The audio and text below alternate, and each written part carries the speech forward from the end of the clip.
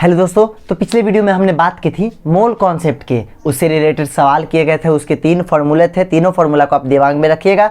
पहले आप वो वीडियो देख लीजिए तो आज का वीडियो आपको समझ में आएगा, ठीक है ना। आज बात होगी स्टोइशियोमेट्री की, ठीक है ना। तो इसको समझने से पहले आप पहले मोल कॉन्सेप्ट का वीडियो देख लीजिएगा, लिंक मैं डिस्क्रिप्शन में दे दूंगा, नहीं तो कविता यूट्यूब पे सर्च कीजिएगा मोल कॉन्सेप्ट कविताज क्लासेज, और साथ ही साथ बैलेंसिंग ऑफ इक्वेशन भी आप देख लीजिएगा, ठीक है ना। सर्च कीजिएगा balancing of equation Kavita's classes तो आपको मिल जाएगा, या लिंक मैं डिस्क्रिप्शन में दे दूंगा, ठीक है ना। आज हम लोग बात करेंगे स्टोइशियोमेट्री की, ठीक है। तो स्टोइशियोमेट्री होता है क्या? ये 2 ग्रीक वर्ड से बना है, एक स्टोइशियोन और दूसरा मेट्रॉन। स्टोइशियोन का मतलब होता है एलिमेंट, मतलब जो एलिमेंट होता है, एलिमेंट तत्व, मेटल नॉन मेटल यही होगा। और मेट्रॉन का मतलब होता है मीजर, ठीक है ना। तो स्टोइशियोमेट्री एक ऐसा टॉपिक है जिसकी सहायता से हम लोग इक्वेशंस को, इक्वेशन पे बेस्ड प्रॉब्लम जो होता है ना उसको सॉल्व करते हैं, ठीक है ना। केमिकल कॉम्बिनेशन जब होता है ना, जब एलिमेंट कंबाइन करके कुछ बनाता है, उस पे बेस्ड सवालों को हम लोग सॉल्व करते हैं। जैसे में देखिए CH4 मीथेन, ये ऑक्सीजन के साथ कंबाइन करके कार्बन डाइऑक्साइड बनाया और साथ ही साथ वाटर बना दिया, ठीक है ना। हमसे ये इस तरह से सवाल पूछेगा, हमसे क्वेश्चन पूछेगा, मान लो if 16 gram of CH4 is burnt, then what amount of CO2 produced, ठीक है ना। मतलब अगर 16 ग्राम, ध्यान से देखिएगा सवाल को, अगर 16 ग्राम CH4 को हम जलाएंगे तो ऑक्सीजन तो चाहिए, तो कितना ग्राम CO2 बनेगा, इस तरह के सवाल आते हैं, ठीक है ना। तो सबसे फर्स्ट कंडीशन क्या है? सबसे पहला कंडीशन आपको स्टोइशियोमेट्री में सबसे पहले क्या करना है? इक्वेशन को बैलेंस करना है। ये एकदम मस्ट है, एकदम BALANCED, बैलेंस करना है। कंबशन तो होगा ही होगा, यहाँ पर कंबशन तो होगा ही होगा, ठीक है ना। सबसे पहले आपको क्या करना है? इक्वेशन को बैलेंस करना है। तो देखिए बैलेंस है या नहीं। कार्बन 1, यहाँ कार्बन 1, ये तो बैलेंस है। ऑक्सीजन 2, यहाँ 2 1 3, तो क्या करते हैं, इसको कर देते हैं 2 2 4, और यहाँ लगाते हैं 2 2 2 4, और हाइड्रोजन भी हो गया 4। अब हो गया इक्वेशन बैलेंस, ठीक है ना। सबसे पहले क्या करेंगे हम? इक्वेशन बैलेंस करेंगे। अब देखिए इसको हम पढ़ेंगे किस तरीके से, इस इक्वेशन को किस तरीके से पढ़ा जाता है। इसको पढ़ने का 4 तरीका है, चारों तरीका समझिएगा। नंबर 1, क्वेश्चन पे बाद में आएंगे, पहले इसको पढ़ने का तरीका समझिए। देखिए नंबर 1 क्या है, इसके आगे क्या है? कुछ नहीं, तो 1, ये 2, यहाँ भी 1 और यहाँ 2, ठीक है। तो जो आगे वाला टर्म रहता है ना, आगे लिखा हुआ, वो मोल्स को बताता है। किसको बताता है? मोल्स को, ठीक है ना। तो इसके पास हो गया 1 मोल, ये 1 मोल हो गया, ये हो जाएगा 2 मोल, ये हो जाएगा 1 मोल, ये हो जाएगा 2 मोल, ठीक है। तो देखिए इसको पढ़ेंगे कैसे, ध्यान सुनिएगा। 1 mole of CH4 is reacted या कंबस्ड, मतलब जलाया गया, is reacted with 2 moles of oxygen. 1 mole of CH4 is treated with 2 moles of oxygen produced, बनाता है, क्या बनाता है? 1 mole of carbon dioxide and 2 mole of water. Clear है? फिर से 1 मोल ऑफ CH4, देखिए इसको कैसे पढ़ेंगे। नंबर 1 में 1 mole of CH4, 1 mole of CH4 is combined या treated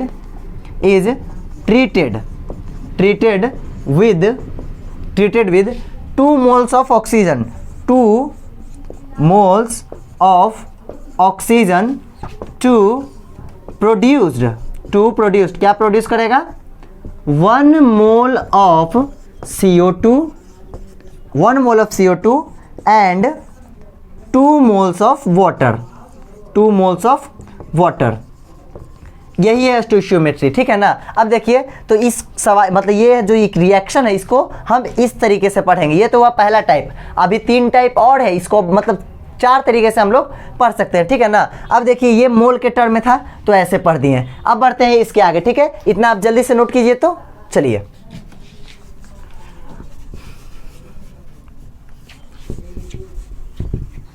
अभी इस सवाल को मैं मिटा रहा हूं, सवाल फिर से करेंगे, पहले देख लेते हैं इसको पढ़ेंगे हम किस तरीके से।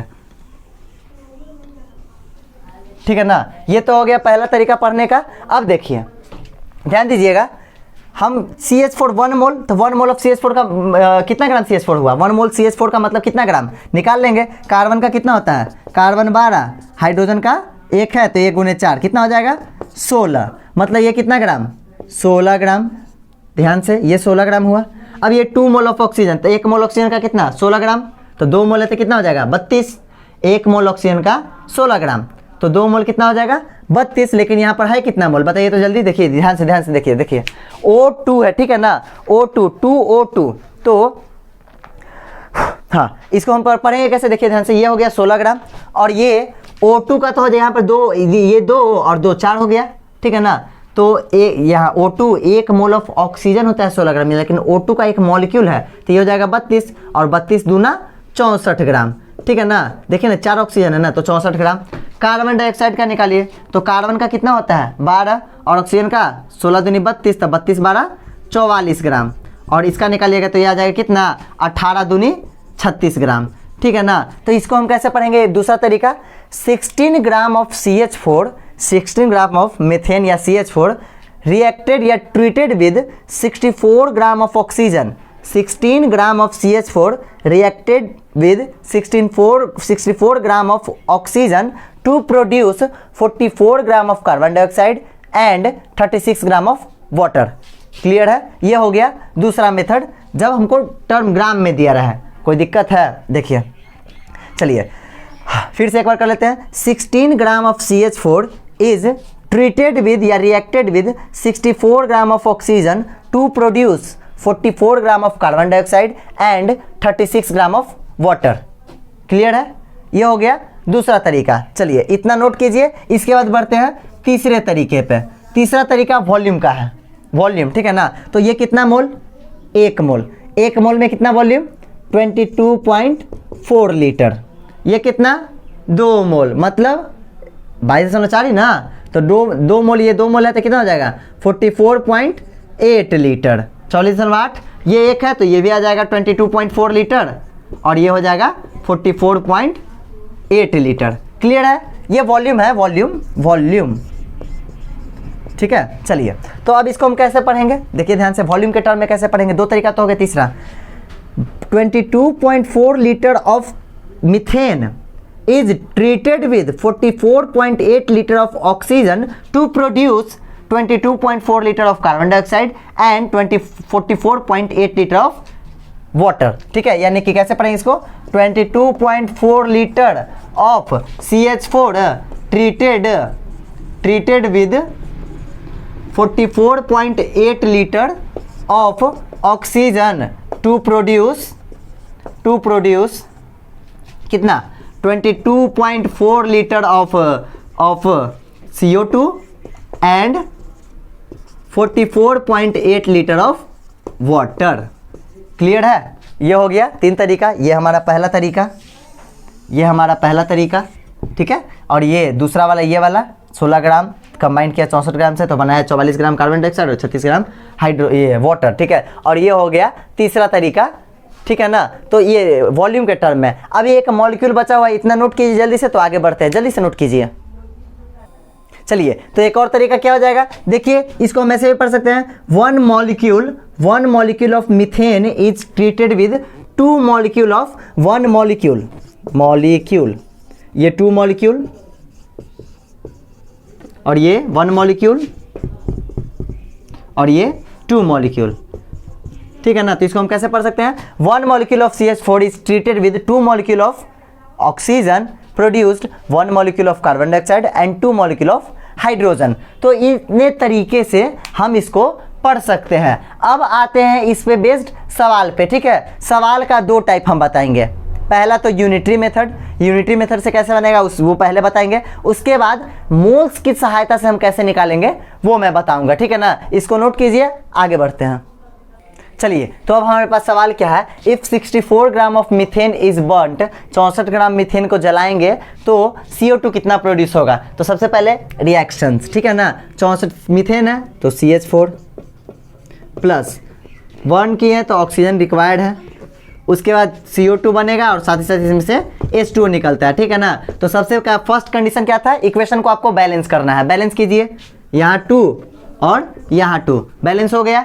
अब देखिए यहाँ पर आगे कितना, एक ना, आगे कितना, एक, तो मोल ये कितना है 1 मोल, ये 1 मोल, ये 2 मोल, ये भी 1 मोल और ये 2 मोल, ठीक है ना। यहाँ पर देखिए इसका मास निकालिए, कितना आएगा, कार्बन का 12 और प्लस इसका 1 गुने 4, कितना 16 ग्राम, ये है यहाँ पर 16 ग्राम। इसका निकालेंगे तो कितना हो जाएगा 16 दूना 32 और 32 दूनी 64 ग्राम।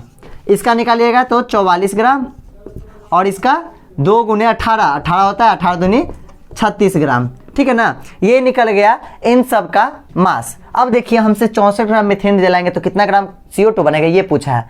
तो यहाँ पर पता चला है कि 16 ग्राम जब CH4 है तो कितना ग्राम CO2 बन रहा है, 16 ग्राम जब CH4 है तो कितना ग्राम CO2 बन रहा है, 44 ग्राम। मतलब हम लिख सकते हैं 16 ग्राम CH4 इज बर्न्ड जब जला तो कितना बना, 44 ग्राम CO2 प्रोड्यूस, ठीक है।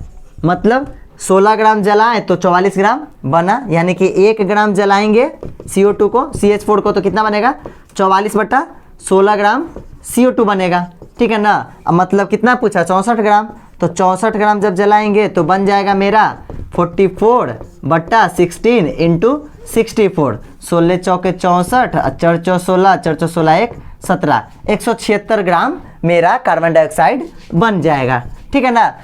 ये हुआ यूनिटरी मेथड, यूनिट में एक का निकाल लें फिर निकाल दिए, ठीक है। ये यूनिटरी मेथड है, आप इसको देखिए, इजी मेथड है। इसके बाद एक और मेथड है, मोल्स की सहायता से हम कैसे फाइंड करेंगे, ठीक है ना। ये समझ में आया। सबसे पहले क्या करना है, जो इक्वेशन है उस इक्वेशन को लिख दो।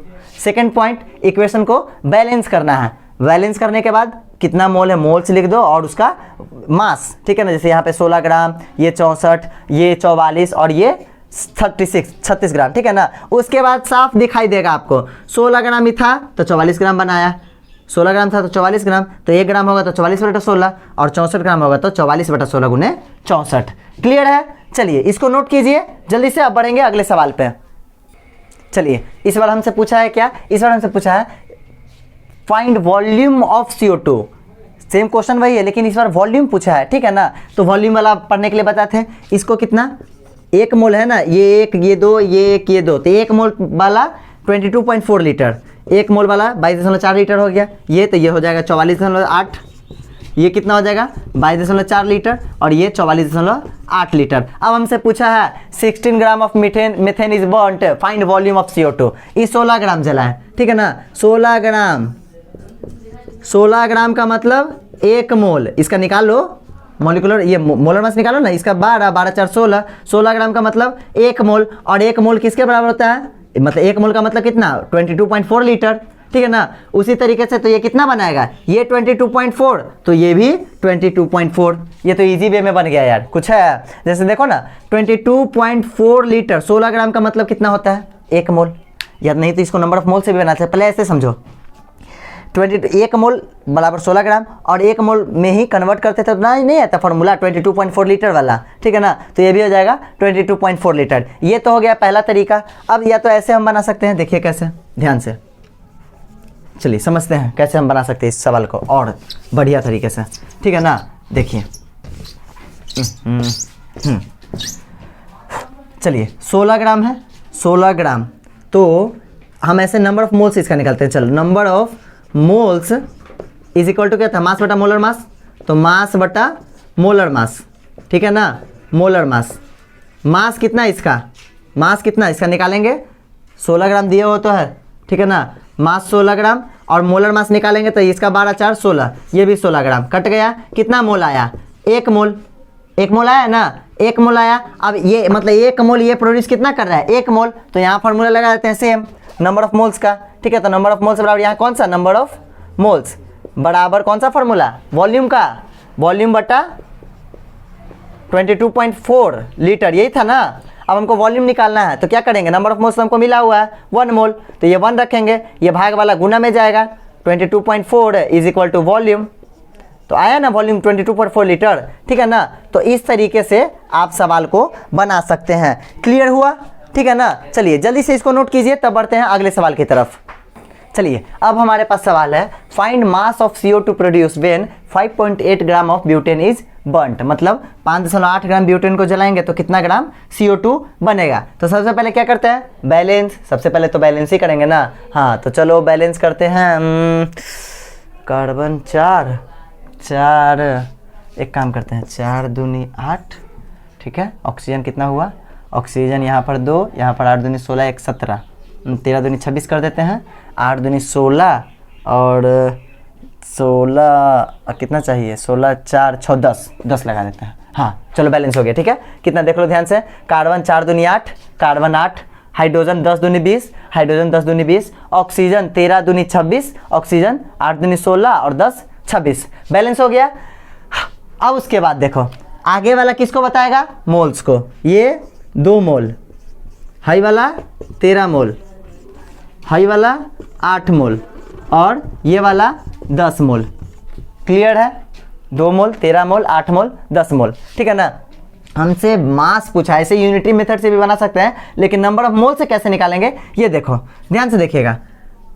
2 मोल्स ऑफ ब्यूटेन बॉन्ड, जब 2 मोल्स को जलाएंगे तो कितना मोल बन रहा है कार्बन डाइऑक्साइड, 8 मोल, मतलब 2 मोल ब्यूटेन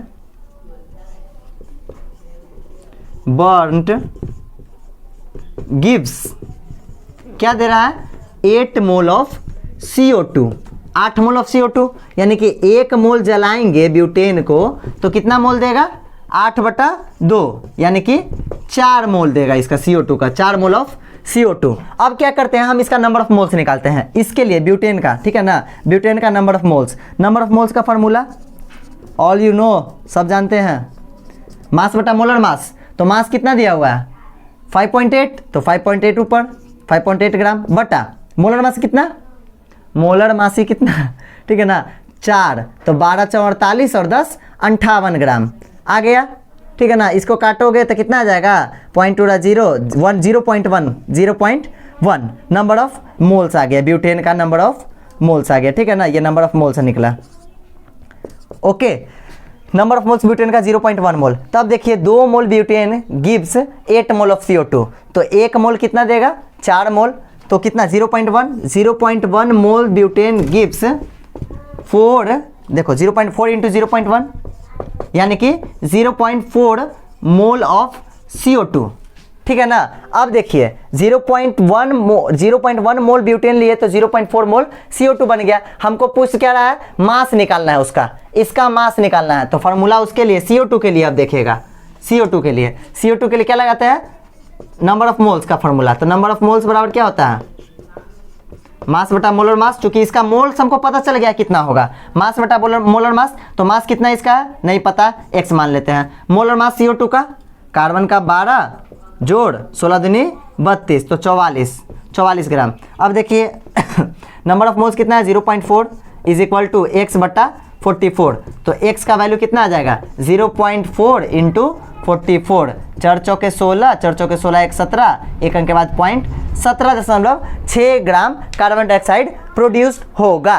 क्लियर हुआ कैसे निकलेगा, मोल्स की सहायता से। ये थोड़ा लगेगा कि अरे बाप रे इतना भारी, ऐसे इसको बहुत आसान तरीके से भी बना सकते हैं एकदम तुरंत, वो भी बताते हैं। पहले इसको देखिए, इसको समझिए, ये बड़े बड़े सवालों में बहुत काम देता है। मोल्स का कॉन्सेप्ट बड़े बड़े सवालों में अभी आएगा क्वेश्चंस, उसमें ये बहुत काम देगा, ठीक है ना। सबसे पहले क्या किए, जो इक्वेशन है इक्वेशन लिखा गया, उसको बैलेंस किया गया, जो आगे लिखा है उतना मोल उतना मोल उतना मोल। अब देखिए 2 मोल से बना 8 मोल CO2, 2 मोल ब्यूटेन से 8 मोल CO2, तो 1 मोल से कितना बनेगा 4 मोल।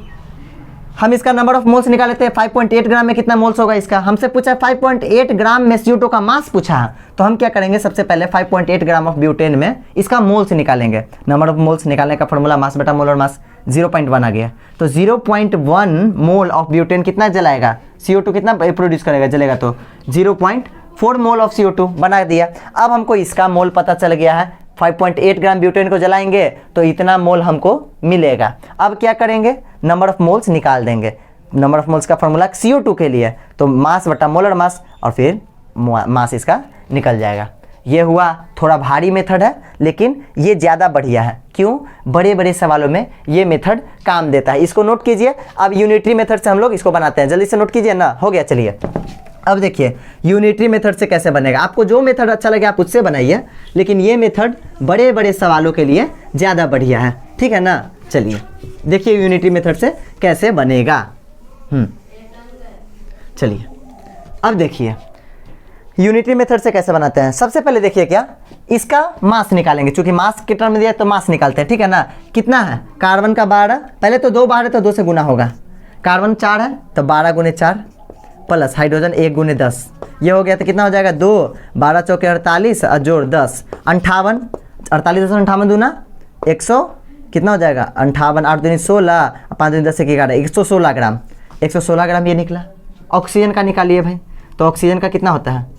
ऑक्सीजन का 16, 2 गो है तो 32 और 13 है आगे, तो 13 गुने 32 गुना ही तो होगा, तो कितना हो जाएगा 3 दूनी 6, 3 तिहाई 9 और 2 11, 3 एकम 3 और 1 4, 416 ग्राम आ गया ऑक्सीजन, ठीक है ना। 416 ग्राम आ गया ऑक्सीजन। चलिए अब आगे बढ़ते हैं, कार्बन डाइऑक्साइड का निकालते हैं। तो कार्बन डाइऑक्साइड का कितना होता है? 8 बाहर रहेगा और कार्बन का हो जाएगा 12, अब इसका 32, तो 32 12 44 गुने 8, 8 गुने 44 यानी कि 4 8 32, 8 4 32 और 3 35, 352 ग्राम। इसका निकालिए तो इसका कितना हो जाएगा? H2 का होता है 18, 18 गुने 10, 18 गुने 10 यानी कि 180 ग्राम। चलिए इतना हो गया, ये निकाल लिए हम सबका मास। अब हमसे पूछा है क्या 5 point of butane is burn, तो कितना ग्राम CO2 बनाएगा। देखिए ध्यान से, जब 116 ग्राम है तो कितना ग्राम बन रहा है? 352 ग्राम।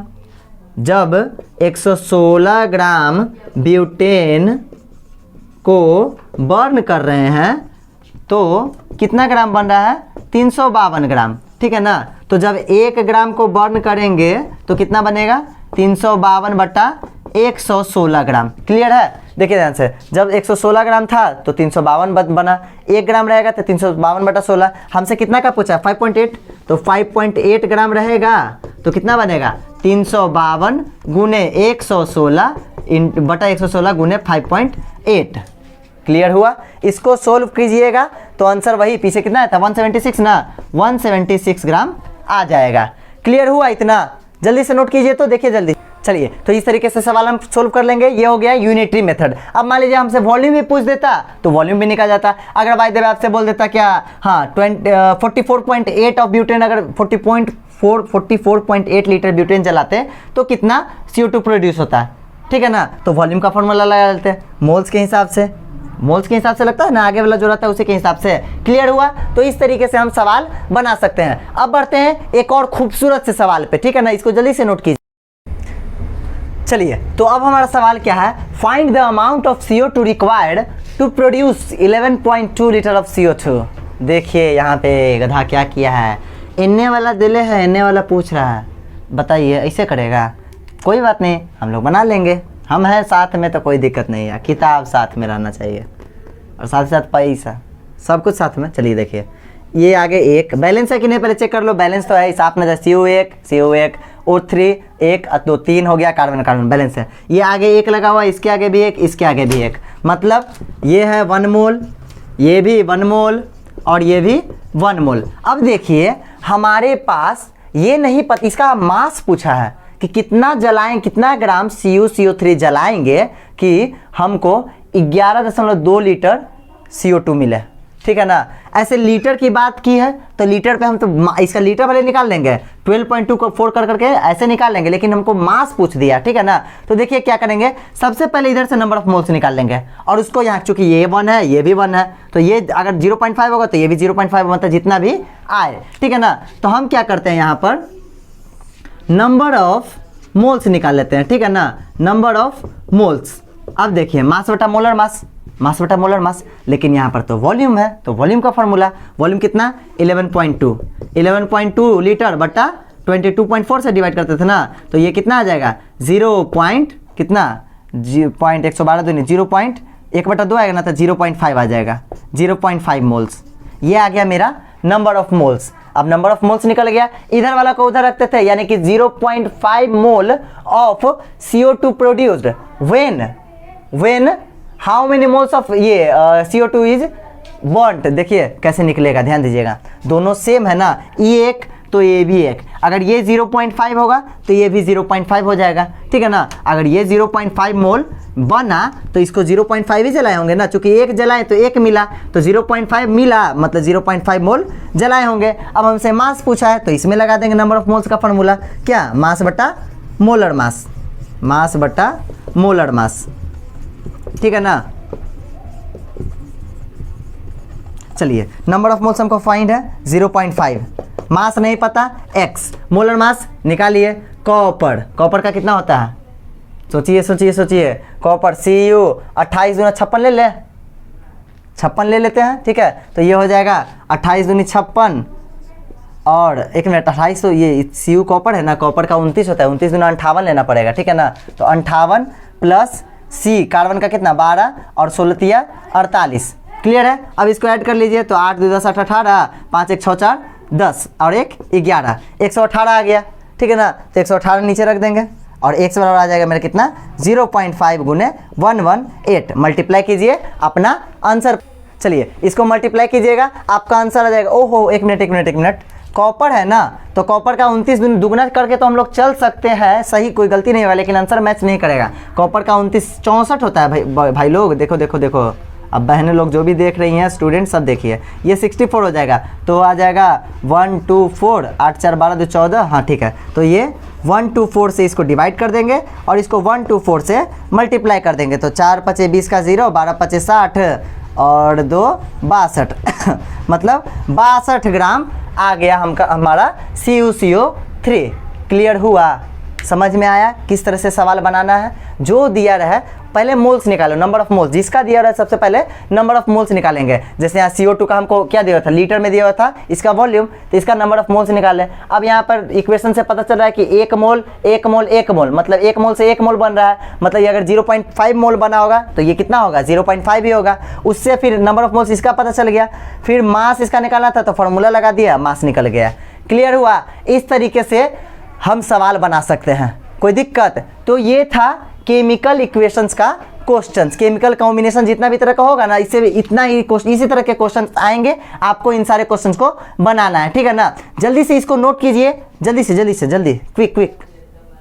चलिए तो अगला हमारा टॉपिक है percentage composition,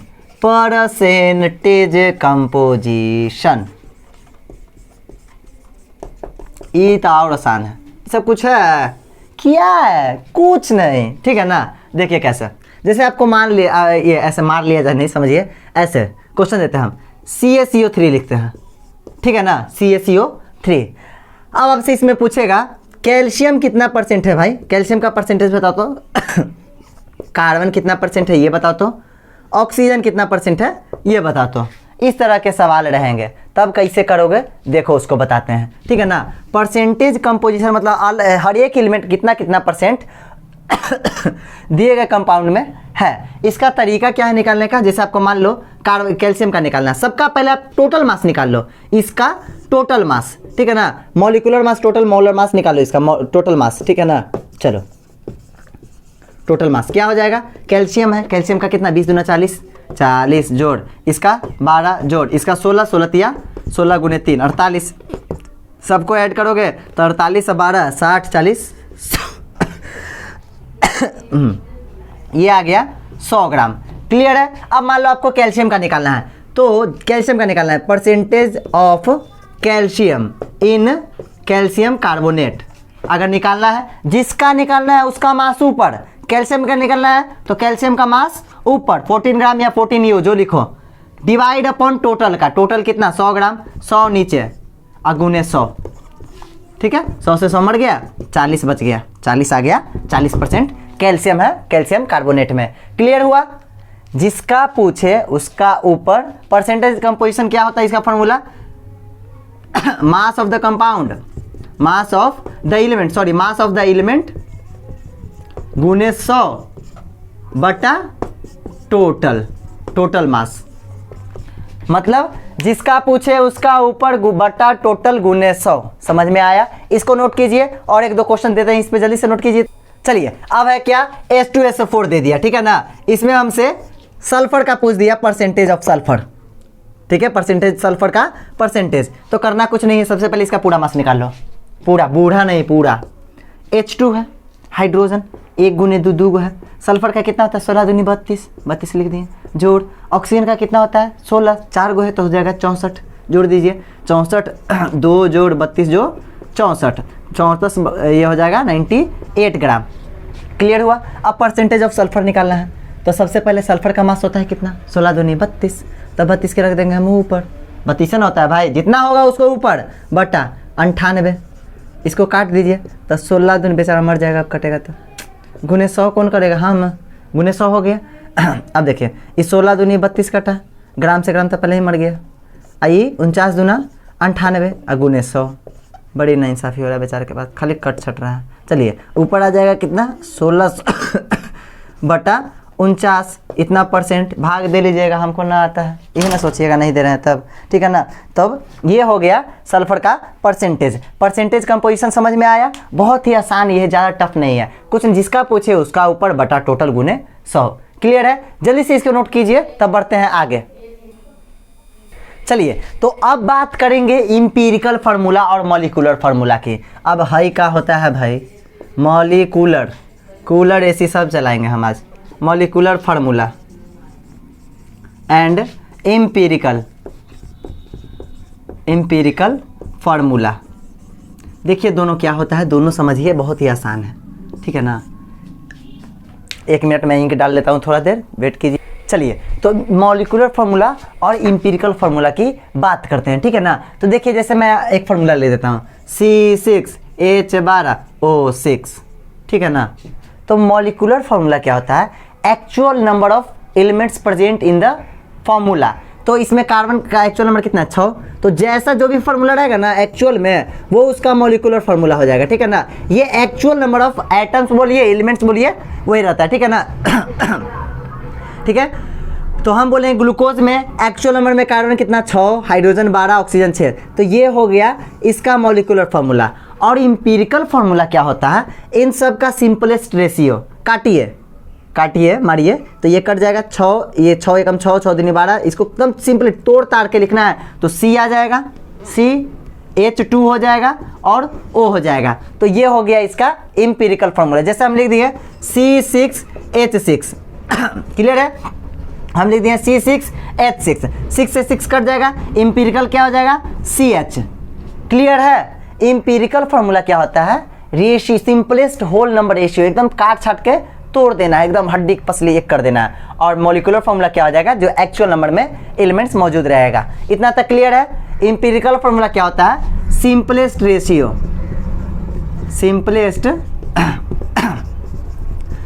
of element present, और ये एक्चुअल नंबर ऑफ एलिमेंट्स। इतना क्लियर है। अब देखिए अगर इस CH था ना, CH था, हम इसमें अगर 6 से गुना कर दें, तो आगे 6 से गुना कर दें तो क्या होगा, ये बन जाएगा C6H6, होगा कि नहीं। इसमें अगर हम 6 से गुना कर दें तो C6H12O6 बन जाएगा, ठीक है ना। जैसे मान लीजिए ब्यूटेन ले लेते हैं C4H10, तो ये तो हो गया इसका मॉलिक्यूलर फार्मूला। इसको काटेंगे तो कितना आएगा, C2H5 आएगा, ओके, C2H5 आएगा ना, 2 3 4 5 2, ये हो गया इसका इंपीरिकल फार्मूला। अब अगर इसमें हम कितना से 2 से मल्टीप्लाई कर दें तो ये आ जाएगा कि नहीं आ जाएगा, मतलब हम बोल सकते हैं क्या, मॉलिक्यूलर फार्मूला जो है, मॉलिक्यूलर फार्मूला ध्यान से देखिएगा, बराबर इंपीरिकल फार्मूला,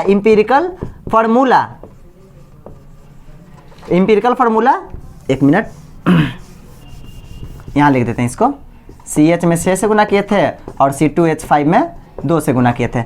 इंपीरिकल फार्मूला गुने n, अरे अभी 6 से किए, 2 से, कभी 5 से करेंगे, 4 से, तो ये बनता है कि नहीं बनता है, ठीक है। मतलब आपको इंपीरिकल फार्मूला मालूम हो और न n मालूम हो तो आप मॉलिक्यूलर फार्मूला निकाल सकते हैं, ये हुआ। या आप इसका मास निकालिए, ठीक है ना, मॉलिक्यूलर फार्मूला है, इसका मास निकालिए, तो कार्बन 12, 12 4 48 और 10 कितना आ गया 58 ग्राम, इसका निकालिए। अभी गुना हटा देते हैं, इसका 2, तो 12 दूनी 24 जोड़ 5 कितना आया 29 ग्राम। क्लियर है। अगर ये 29 में 2 से गुना कर दें तो कितना आ जाएगा, वापस ही आ जाएगा कि नहीं आ जाएगा, मतलब मास भी सेम ही रहेगा, मास भी सेम ही रेशियो में बढ़ेगा, ठीक है ना। तो मतलब बोलेंगे मॉलिक्यूलर फॉर्मूला मास, फॉर्मूला का मास बराबर इंपीरिकल फॉर्मूला मास गुने n। ये हो गया हमारा दो फॉर्मूले, ठीक है ना। इन दो फॉर्मूले के उपयोग से आप आराम से निकाल सकते हो। जैसे मान लो आपको इसमें n पता है, ये वाला n नहीं पता है, तो कैसे क्वेश्चन करवाते हैं, इस पे समझ में आएगा। ये समझ में आया, मॉलिक्यूलर फार्मूला बराबर इंपीरिकल फार्मूला गुने n। n is whole number, n क्या है, होल नंबर है, 1 2 3 4 5 6 7 8, गणपति के जय जयकार। और मॉलिक्यूलर फार्मूला मास क्या है, empirical formula of mass into n। n क्या है यहाँ पर, होल नंबर, ठीक है ना। इतना क्लियर हुआ, इसको नोट कीजिए, तब बढ़ते हैं सवाल की तरफ। चलिए, अभी तो बात हुई थी इंपीरिकल फार्मूला, वो दोनों फार्मूला आए थे, तो वो था इजी के लिए। जैसे मान लो ना आपको ये दे दिया C12 H22 O11, तो इसे कटवे नहीं करेगा, कोई कटने वाला लेते हैं, हाँ इसको लेते हैं, ठीक है ना।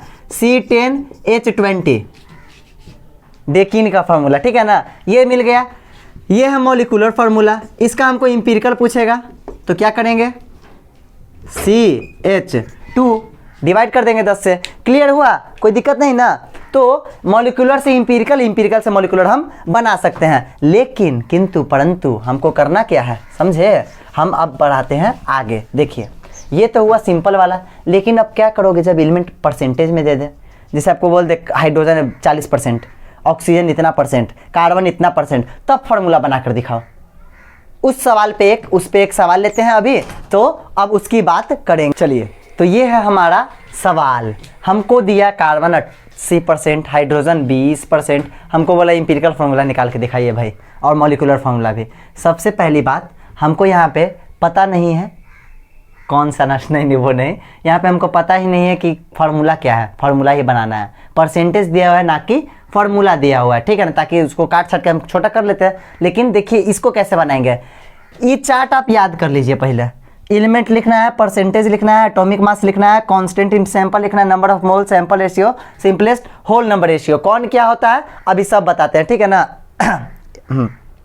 कौन क्या होता है अभी हम सब कुछ बताते हैं, ठीक है। तो ये इतना पहले देख लीजिए, बढ़ते हैं बारी से। सबसे पहले एलिमेंट कौन कौन सा है, कार्बन और हाइड्रोजन, तो लिख दीजिए कार्बन एंड हाइड्रोजन। एलिमेंट लिखा गया, उसके बाद परसेंटेज, कितना % है, कार्बन कितना 80, हाइड्रोजन कितना 20, 80% ये, 20% ये। उसके बाद क्या लिखा हुआ ये, एटॉमिक मास। कार्बन का एटॉमिक मास कितना होता है, 12 ग्राम लिख दिए।